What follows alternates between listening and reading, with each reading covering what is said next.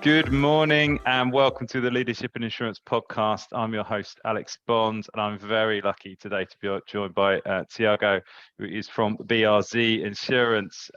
Tiago, my friend, how are you? I'm great. I'm actually, it's the other way around. I think, I'm very fortunate to be here with you today.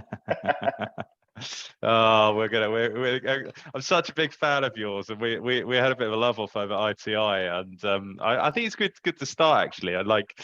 We didn't know each other, did we, at ITI? And yeah, I've got to give a shout out to ITI because they used the Brella app, and it was really good, and it was kind of the 15-minute slot meant that it didn't matter really. You'd go and meet people that you didn't know, and it kind of but there was a lot of meetings I had that period. I think I had about 30 meetings at ITI in New York, and some you couldn't wait to finish quick enough, but ours was one that I was like, this is a bigger conversation we've got to have, hence the podcast. So I'm really pleased we can get this done. But before I go barreling in, I think to give some context, it'd be great if you could introduce yourself and obviously the BRZ business as well. Sure. I can totally relate to what you said about the conference. It was very enlightening, and I'm glad that I bumped into you, and we had the opportunity to shoot the short video, and that I'm here today. But answering your question, so BRZ Insurance does not stand for Brazil, even though sounds like it's the abbreviation. It's best rate zone, and we're an insurance technology company that happens to actually sell insurance. So what do you mean by that? We're a servicing company that uses technology to sell insurance to Hispanics in the US. You must be asking yourself that question. Are enough of you to do that? Yes, just 62 million of us and growing. And my joke is usually, if you're listening to this and you have someone sitting on your left, on your right, if you don't have a Latino in your family, over the next 10 years, the probability that you will, it's 50%. And growing. So that's our business model. We're not an MGA. We could eventually have our own product as well. That's if it works. It's on the burner. But our mission is to create the happiest environment to our team, to our consumers, and to our carriers through technology and our dedicated servicing centers abroad. So we do have servicing centers in Puerto Rico as well as Brazil to service our clients in the US who are Portuguese and Spanish speakers. So in a nutshell, that's what we do. We're just, a happy company. Okay. That happens to sell insurance. Yeah. So I understand you correctly operating currently as a broking facility. Is that the most appropriate way to put it? That is correct. We're going to get into this later, the silver bullet that everyone is looking for. Sure. I suppose what was really important for me to hear at ITI, I mean, the number itself is staggering. So you're talking about kind of Latinx community, people who identify in that group is 62 million. So it's something like 18% of the population of the US. 18% of the US. And it's I suppose it's quite staggering sitting here as a Brit, because I'm sitting here as Britain, and I think what we sort of late 70s, 78 million or something of us, and people target that market, mainly as an access point for other markets. I understand that, but you could take that view of that Latinx community in the US, right? But I think what I didn't understand, and I think it'd be great to hear you explain, is like, why is it important? Or why would you consider the Latinx community underserved as a community when it comes to insurance? I just Googled Britain GDP to answer your question, and came up $2.78 trillion. That is exactly the equivalent of the Latinx buying power in the US today. Wow. We are a country within a country. And you're as an European, that if you take a train, in a few hours, you're going to be in France. You could be, in Germany by flying for a few hours. And because of the United Nations in Europe, you do have to speak English, French, and German. So this is me right now saying, in the Americas, over the next 50 years, we will be required to speak English, Spanish, and Portuguese. There is no way around it. And I love music. Are you a big fan of music? Huge fan. Yeah, absolutely. Great example of someone who internationalized her career from Brazil into the US, Anitta. right? A need is huge globally today in Portuguese, Spanish, and English. And then we look the other way around, Jennifer Lopez, right? Shakira, you name it. So that's why I speak so confidently that this market is not shrinking, it's growing, it's growing fast. Is there something as well about the current insurance market landscape that doesn't serve the Latinx community? Because I suppose that was the thing that hit me with such kind of clarity when we were first talking, was that it doesn't serve them, and I didn't quite understand what you meant until you explained it. Just like the visibility and the kind of native language of all the policies, and is that kind of that, why is that important? I suppose that's it might be obvious, but I think it's really important the way you sort of spelled it out to me. I always like to explain things to my grandmother, right? I think if she gets it, then then it's actually comprehensible. So to your question, right? How is the insurance industry performing around, right, this opportunity? Well, it's a pale, stale, male industry. I come from the asset management space. I worked at the endowment at MIT. That's how I got exposed to insurance. I had the luxury of going to the Berkshire Hathaway annual shareholder meeting event. And in that event, there is from Graham to Buffett and beyond. It's a black tie dinner hosted by the Columbia Value School. And sitting at dinner, the insurance bug bit me. That's when I realized, like, holy cow, I got to get into this. So I came back and I started thinking and looking at the industry as a whole. To answer your question, there was a huge need to sell a complex product because insurance is not simple.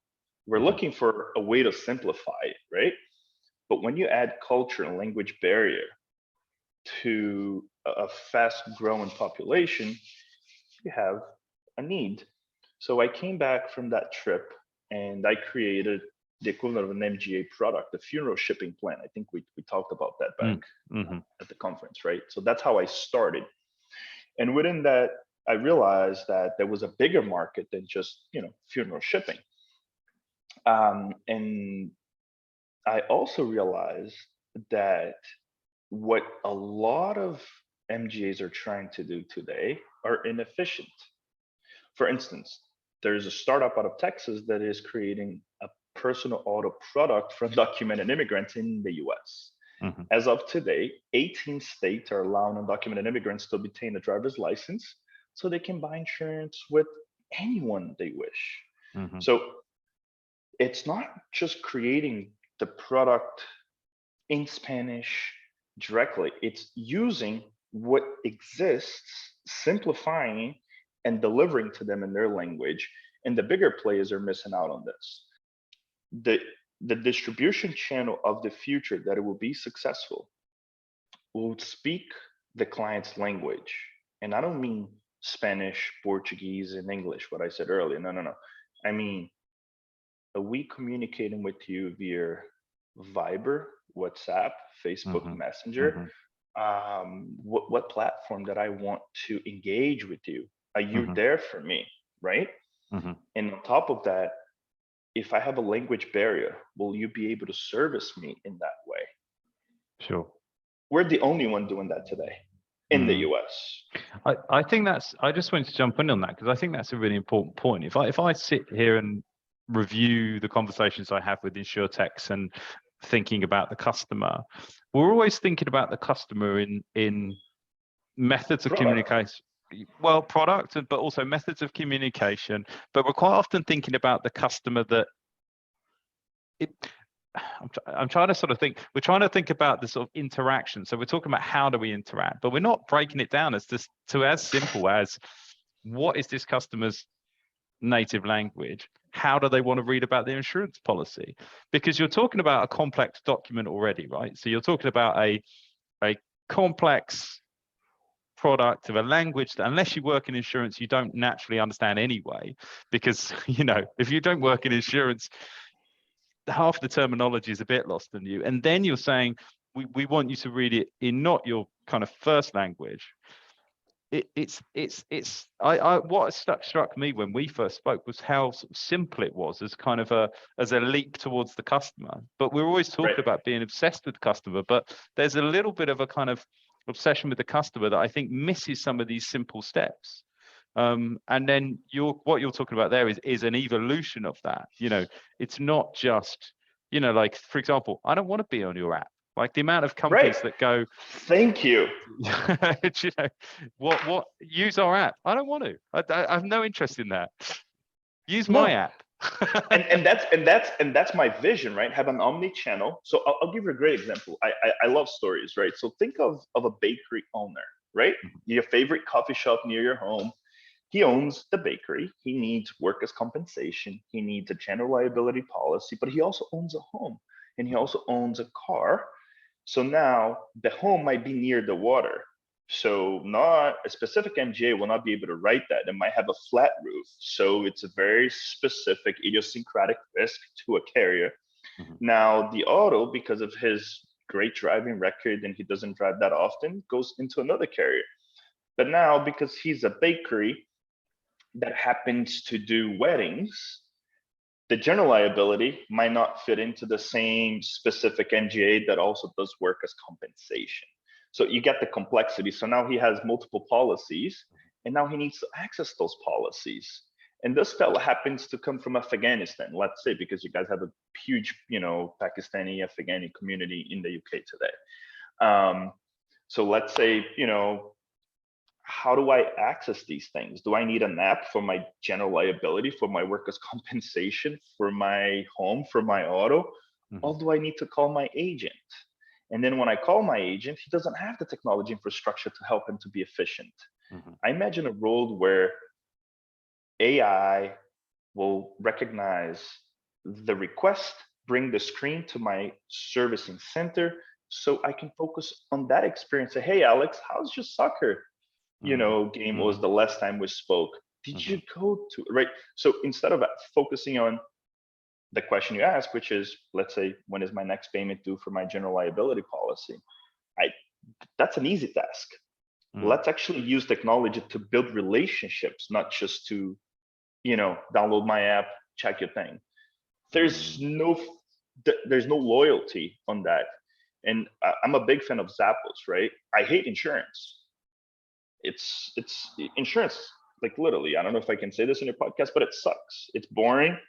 But the service aspect of it, it's desperately screaming for human, not technology.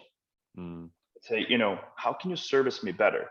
And we've seen that in, not only to highlight names of MGAs that came into market, gained market share at any cost and blew up.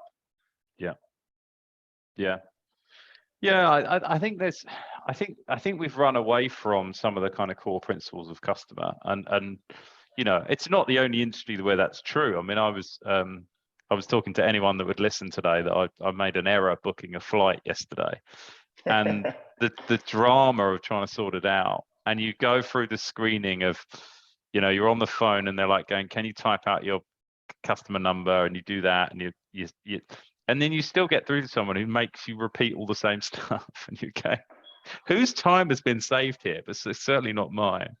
And I suppose that brings me on to a question that I wanted to ask you. It's like, when you're playing the broker role, how do you think about product? Because a lot of the reason people move to sort of doing an MGA, or even that when they're running an MGA, want to go to full-fledged carriers, because they say they can't influence product. And I would disagree with that, because I think if you're a broker, or you work in the insurance industry as a whole, to your point, it's a service provision. Yes, it's a financial guarantee, but it's a service provision, and it's like service is a product in itself. So I wanted to know about how you think about product in the context of insurance. That is, where does it start? Where does it finish, right? See, what good is my knowledge and my education that I was fortunate enough to obtain in the US if I don't help lift my community? So I believe that BRZ exists today to help elevate the Latinx community in the US. So how do we focus on product versus service? Screw product. Let's focus on the service, right? Because even though your margin might be smaller, your annualized recurring revenue increases at a compounding rate because your client is loyal to you. And what's the lifetime value of that relationship, right? If when you truly love something at the barbecue, don't you tell everyone else? Like, wow, I had that experience. Wow, like, oh, you should try this. Oh, I just had an accident. I had a horrible, oh, these guys are amazing. Go there. So your cost of acquisition just keeps going down as your lifetime value just keeps going up. Now, I truly think that if you take the education component into insurance the way Policy Genius did, right? And you see how she scaled it from 0 to where she went. And then you take that into Spanish, which is what we've done it in Portuguese, and you focus on that part that you don't see value right away. And we've done that for 5 years, and we're doing it at a much scale now. You're not focusing on what product I'm going to push. I'm focusing on what solution I'm going to bring. How am I going to help this client get to the next level?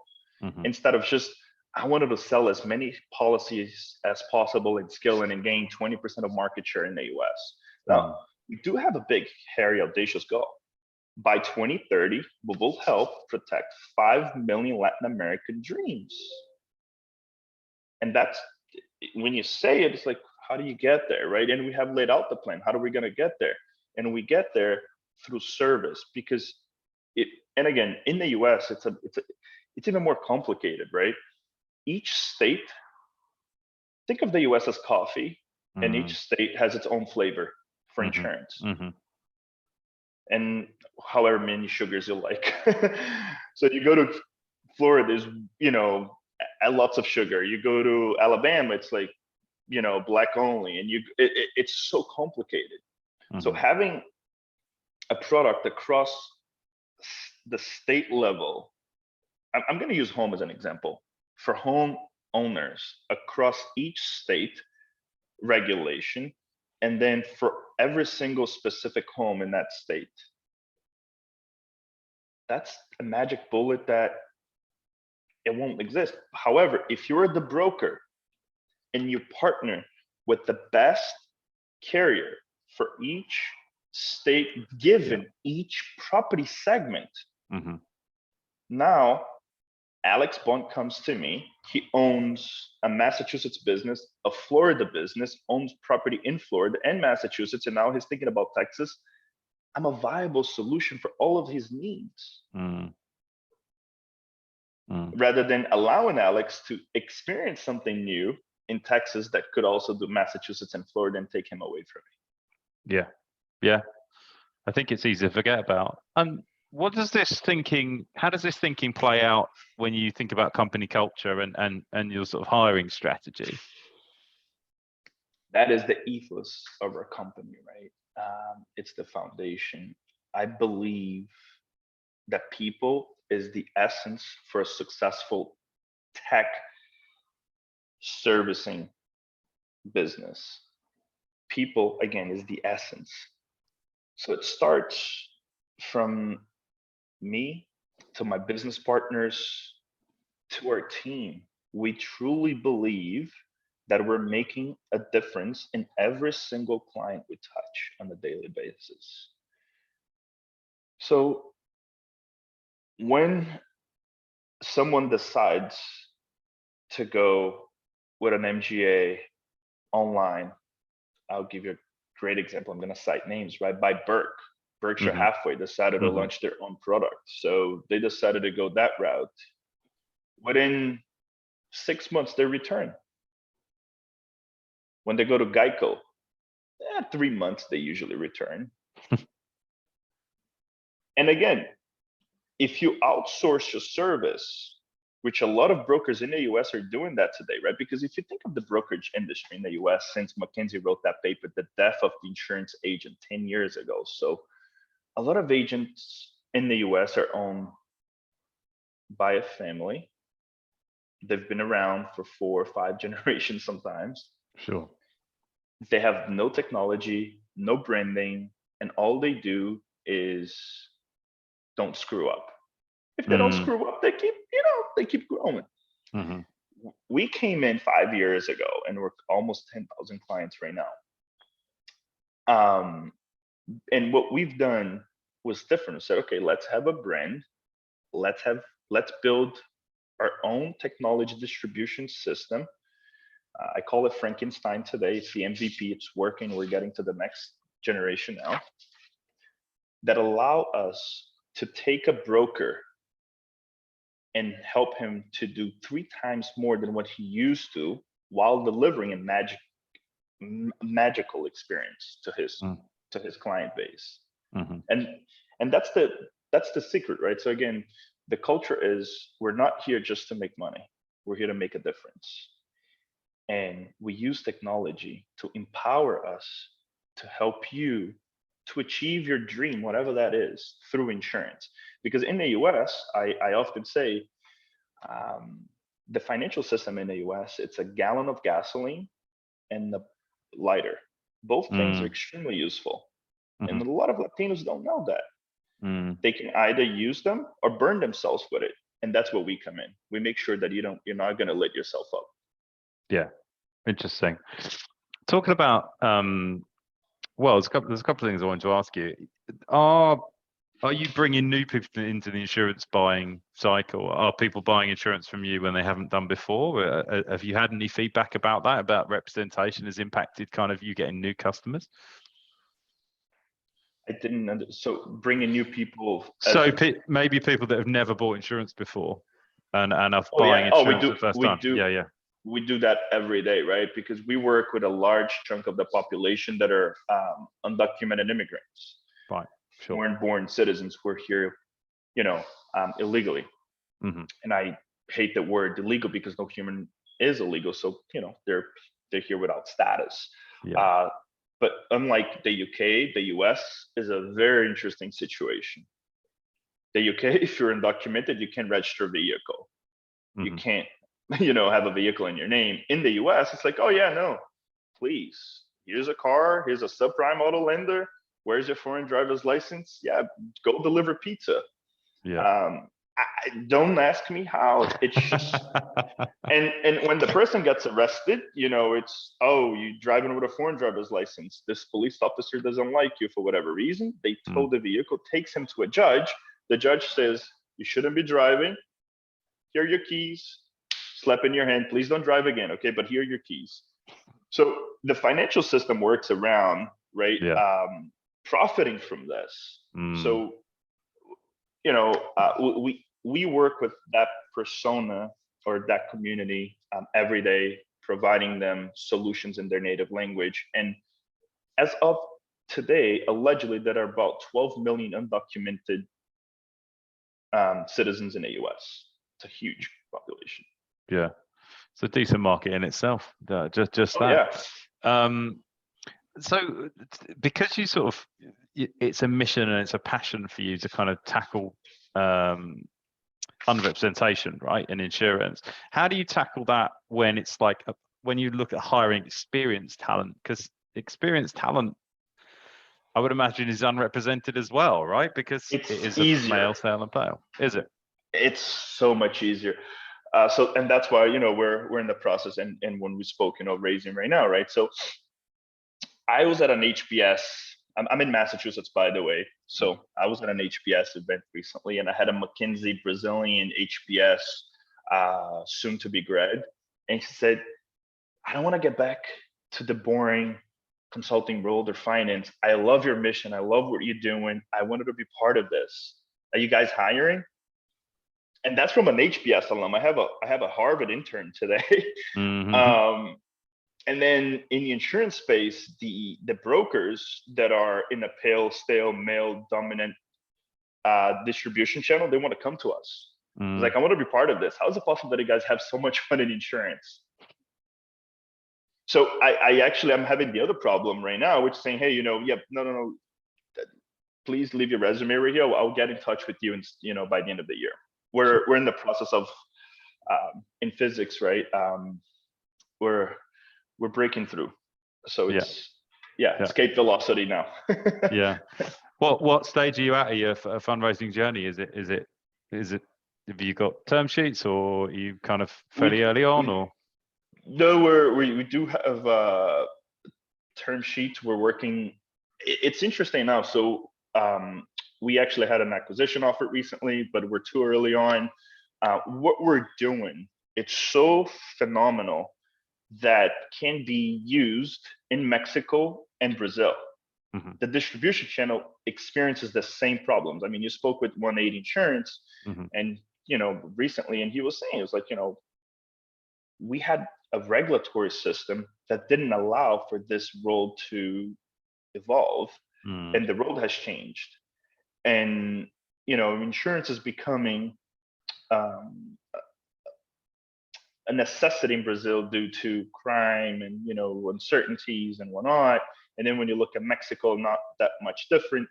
So where we are, it's how do we work, and how do we think about capital, from not just money for the sake of money, but money with a strategic partner that would allow us to execute our philosophy and our plan in the US and also take it to Latin America.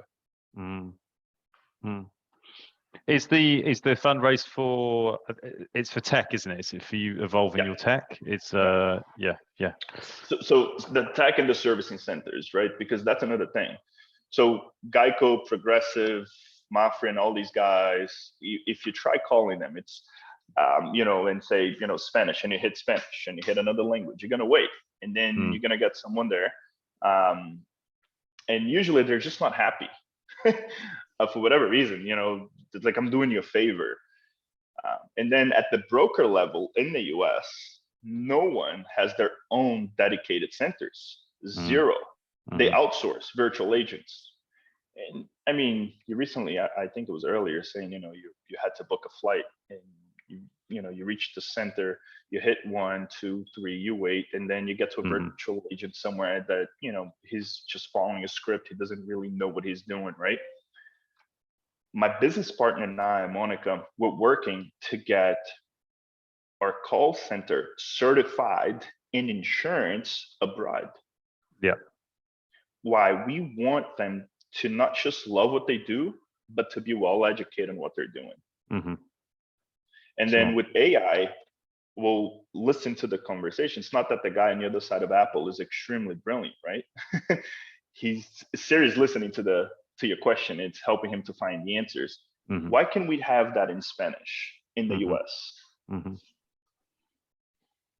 So that's what the money's for, to actually take the servicing to the next level, reduce operational costs, allow us to scale it in the US, and distribute the software, maybe acquire in Mexico and Brazil and replicate it there. And in Brazil and Mexico, it will be much, much easier. Sure. Because it's at the federal level, not at the state level. Yeah, if you can do America first, I would imagine it's relatively easy. Not America. Yeah. Not America. Massachusetts, the hardest state in the country after California. Is it? Oh yeah. I'll take that reaction. Like, I'll take your word for it. I wanted to talk to you. You've not just worked in insurance, you worked in the broader financial services industry, as you said. Are there parallels that you see in those industries, in other financial services? Is there underrepresentation there? Where do you think insurance is on its journey to kind of being kind of representative of the populations? Are we still very early? To answer that question, I have to tell a little bit about my story, right? In my life experience. And I'll try to be brief because it can be long, but I was born in Brazil, in near Brasilia, the capital. October, my dad was killed. My mom was, very young. She was 17, come from a family of farmers. So we inherited land and property. My mom had no clue what she was doing. So, we struggled. Not financially, but life wasn't easy. And due to the uncertainties of Brazil, my mom decided to immigrate to the US. She, we had our visa, hop on the flight. She said, "I'm taking you to Disney," which wasn't true. Never met Disney until I was an adult. And we landed in Massachusetts. So I got to Massachusetts, and I'm from the Midwest of Brazil with the rednecks. It's usually, you're complaining about the heat today. My state, it's like that all year round. You can actually fry an egg on the asphalt. Wow. That's how insane it is. So I got to Massachusetts and it was a huge shock. So I didn't do well in the educational system. We moved to East Boston back then. I don't know if you ever watched the movie Mystic River. Highly recommend. So that's where I was raised. You know, as a Latino, I used to be called all kinds of names you can possibly imagine, 3 gangs. So I came from a working class in Brazil, you know, had my own space to now live in an immigrant life, sharing a room with 5 family members. And it was a huge shock. So I stopped going to high school, dropped out, worked back-breaking jobs until my mom married. I got my residency status, and I said, all right, I got to get back to school. This is not life. And my mother used to clean the home of a hedge fund manager who became my mentor. He's a father figure to me. This guy called the financial crisis, shorted financials, did very well for himself. He said, dude, you're smart. Don't go to the military right now. It's bad timing. Go to school. I'll help you to go to school. So I got my GED, went to Harvard Extension School for a math class. Long story short, I got into, to Tufts, where I graduated in economics with a minor in entrepreneurship and leadership. And then that hit, applying for jobs. So my first name is Weberton. It's not Tiago. So Weaverton, as you know, Tiverton, the soccer team, Everton, right? So it's very British. So I put my first name, my last name, and my resume, great grades, send that out.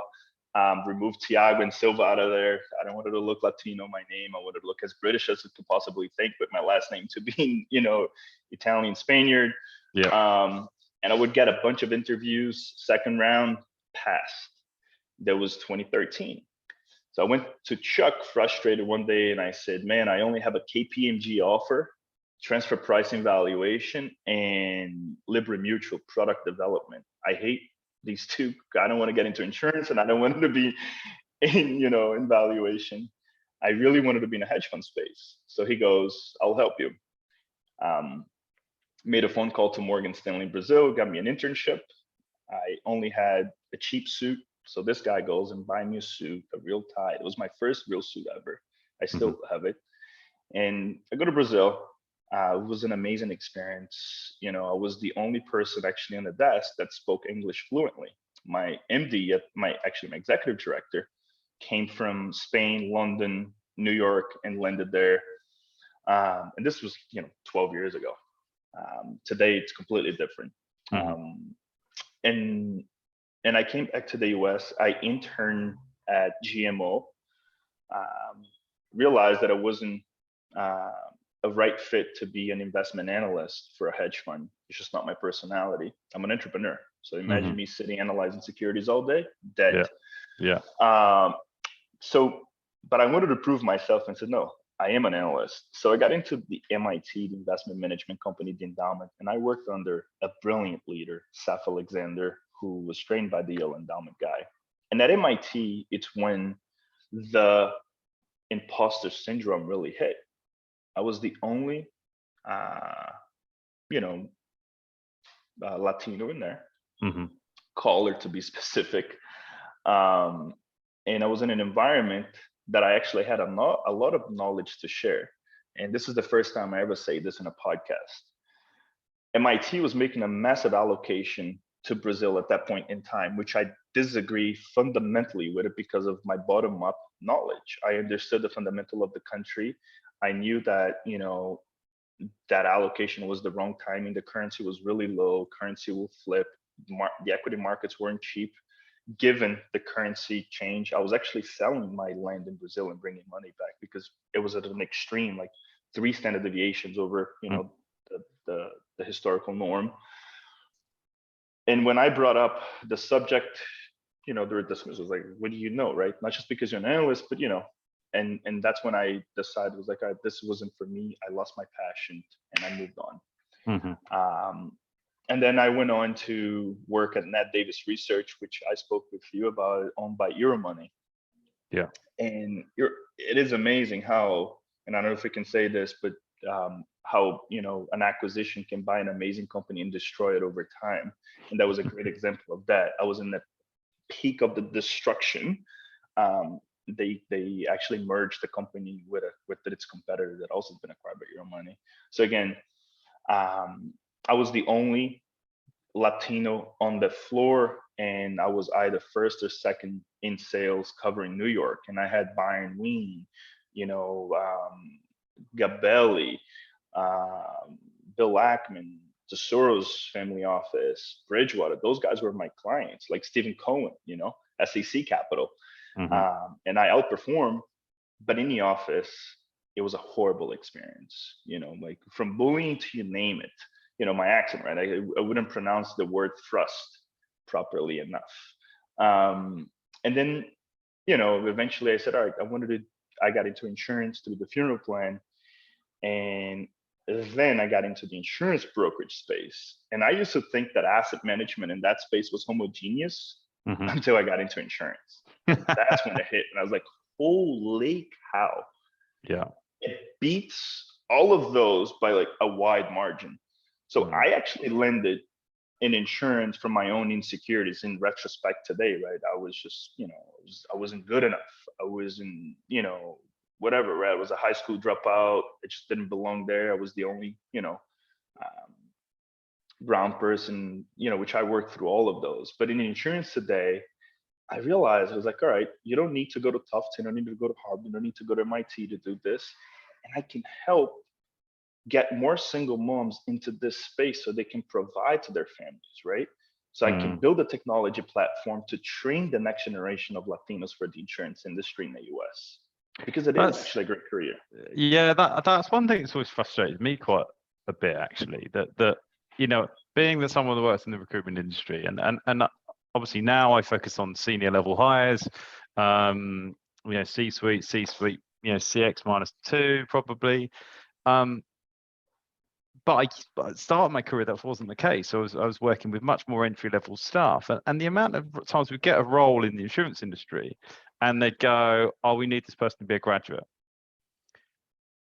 and I'd be like, "Why?" And there was never a good answer. There really wasn't, and I still don't think to this day there's a good answer. And we are not quite at the stage of like the US cost of education.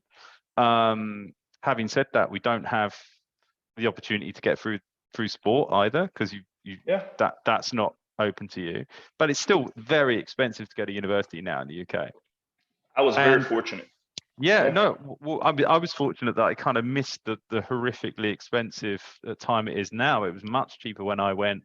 I was very fortunate. My parents could afford it just about. But it's such a sort of precursor to any sort of kind of like diversity challenges, equal opportunity challenges, by saying someone must be a graduate. But more importantly, you flip it on its head and you go, for what purpose? Because my experience of working in insurance was they hired me because I was a grad, and then I got into this role and there was no development opportunities. I was bored and I left the industry, and that's as simple as the story is. And that's the same experience. Whereas it's such a good industry, it's such a great it's an amazing industry. And it's frustrating as hell when you see this kind of lack of because to be honest, for me, it smacks of, it's just a lazy metric. It's like, we can't be bothered to put enough into our recruitment process. We're not going to kind of use things like psychometric evaluation. We're not going to use things like open days. We're not going to invest in the process. We're going to take a lazy marker and say, oh, if someone got a 2-1 and above in our language, a decent degree and above, we'll just take only those people. And I understand it, because you're trying to set a bar, but it's lazy, and it's absolutely against any sort of principles of DE&I. So when I see these kind of DE&I stories come out from big insurance carriers that I know will not hire anyone that doesn't have a degree, the two things don't match. It's just not true. So me getting passionate on my horse now because I agree. But I agree with you. I mean, but there are the fundamentals that we need, right? So I'll give you a great example. I believe in people. I believe in the stories or turnaround stories, and I believe in passion. So what do I look for when I'm hiring? And even to this day, right? I have my HR director who's very experienced, 10 years consulting experience, you name it, coach, master, whatever. I still got involved. I look for that essence in people, right? Mm-hmm. What have you been through in life, right? And how have you overcome those challenges? And I think for insurance, literally, this is what you're looking for with, the basic skills. Can you use technology? Can you write coherently, right? That's basically it. I mean, you don't need to, some basic math as well helps, Sure. but you really don't need to know chemistry, physics, or, be, involved in other areas to be successful. Definitely having a certain level of education helps, but grit, it's what I usually look for. How passionate are you, and how willing are you to persevere when things go the other way? I've always this something always stuck with me. So we just did a product special where we had 3 product leaders from insurtechs, and they were talking. I was asked them a question about what they look for in an interview process, and it's funny because it resonated with me. And they just said, I want someone to turn up with loads of questions, and the content of the questions was important, but the fact that they'd done it and and the volume as well was significant. So we were talking about that, and I always reminded, one of the best people that ever worked for me is a guy called Jamie, and Jamie didn't have a background in recruitment at all. I was meeting him as a favor to someone that my best performing recruitment team member worked. He knew him. They played soccer together, right? It's as simple as that. And he just said, look, I think he's got the talent. And I was like, I'm not sure. So I met him. I was kind of going through the motions. I kind of thought, this guy's got no experience. It's not relevant. And I was doing everything that I said I shouldn't do.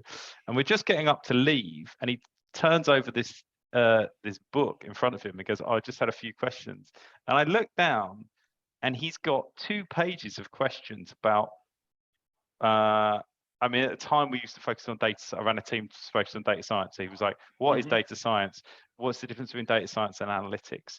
How many of your clients are kind of UK, Europe, or like all these great, just pertinent questions. And like, he didn't have to say anything else. It just hired him on the spot. It was like, he's gone to the effort to do it. He cares enough to be inquisitive, and being inquisitive and putting the effort in is basically the skills I need to do my job. So half of the work. yeah. I mean, that's half of most jobs, right? And I think insurance is guilty sometimes of kind of overcomplicating fairly simple bits. Now, don't get me wrong, we need very smart people in this industry. On the actuary side, exactly. on the data side, on the I want my actuaries to be pretty smart, but in everything else, it's common sense and hard work will get you there. And because the training is so specific, there's not enough being done to push people through the kind of specific training we need, and also delivering that training in a fit for purpose way, which is actually something another insurtech actually raised with me recently. So yeah, there's so much there. I wanted to ask you, and this kind of brings it kind of full circle, really. It's like, BRZ, is it a result of kind of, there's increasing buying power? So the Latinx community in the US has got a phenomenal buying power now. I think you said 2.8 trillion.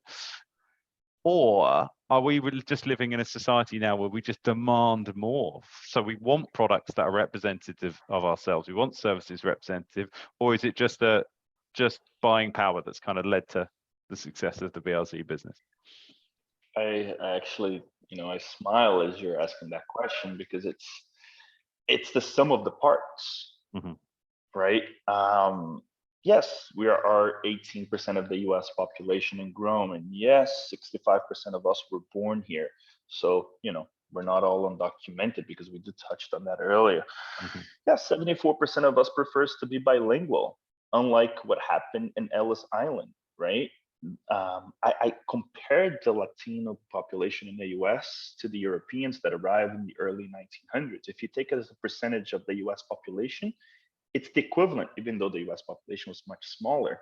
So we're the Greeks, we're the Portuguese, we're the German, the Italians, the Polish that arrived back then, right? That suffered, the same discrimination that the Irish, females experience in the mills, the Italians. So yes, this is us today. And think about it. In 20 years, we went from $500 billion in buying power to $2.7 trillion. And our average age is about 29 years old. We're not even at our prime buying power yet. So stop and think what would look like in a decade from now. Sure. Now, why is it different? The Europeans that came in the early 1900s thought that having an accent was bad because they faced extreme discrimination. They struggle. So they want their kids to speak proper English and not speak their native language. And we didn't have the technology to remain connected to home. Mm. Their kids grew up, the boomers in the US, they lost connection with their heritage, with their roots, and then they had kids. And their kids start asking, am I Italian American? Well, it's the World Cup now. The US never wins anything, but Italy does. So I'm connected to Italy. So we start having little Italies, and we start, and then, Italians became prominent business owners. So did the Greeks and the Irish, right? Mm. And the other minorities in the US. And now their grandkids are learning Italian, are learning their great grandparents' language. They're traveling to Europe to see where do we come from? Mm. And that connectivity is due to social media, technology. You want to be part of something bigger.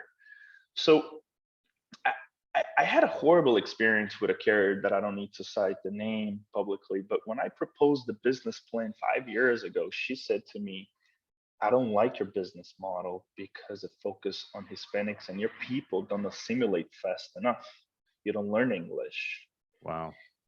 And I said, where did your grandma come from? Because of the last name, she said Italy. And I said, great. And let me ask you a question.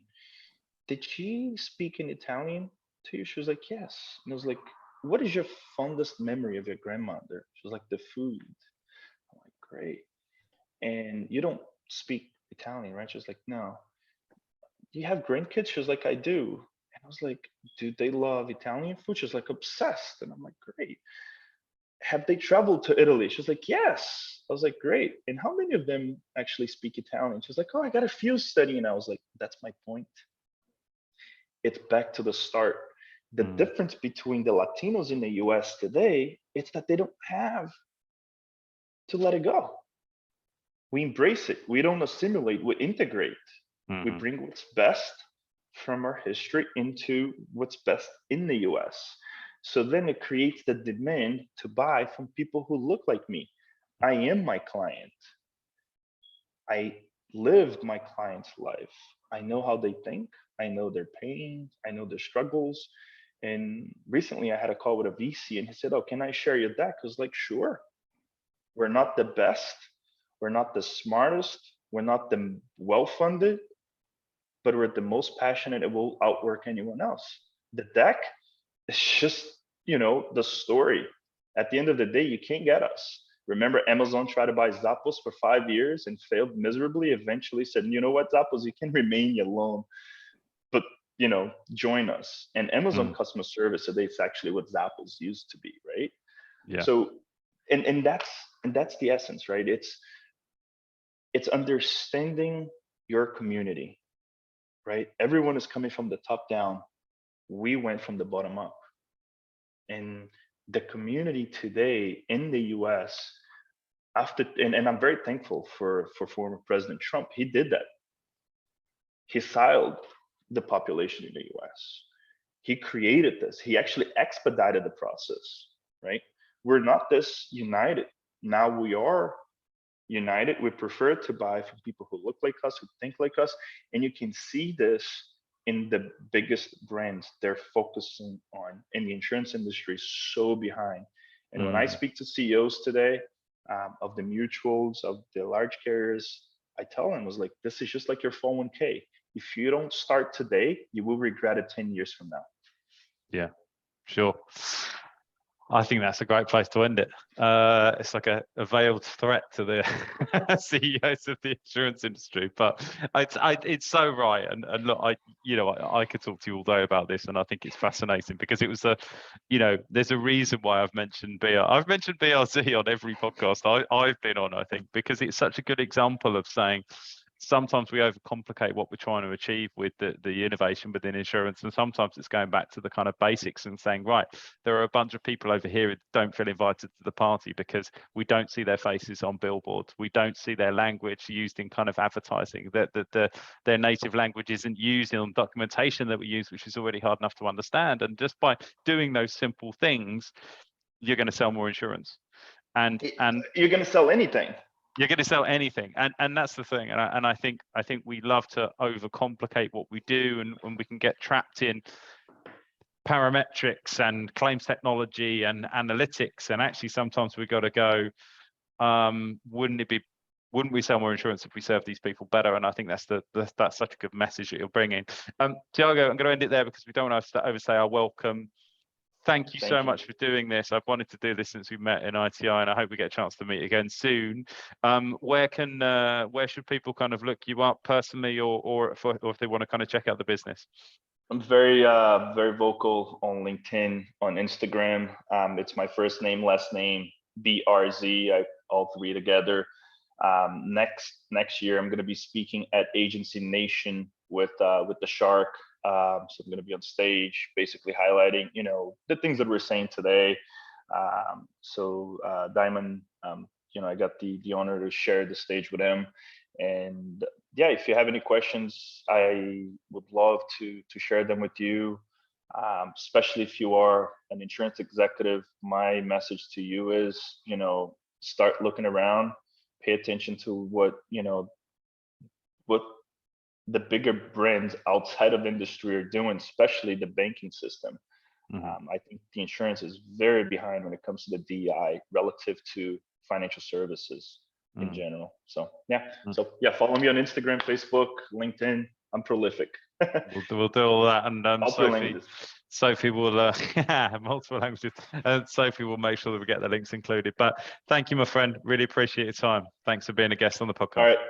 See you soon. Thank you.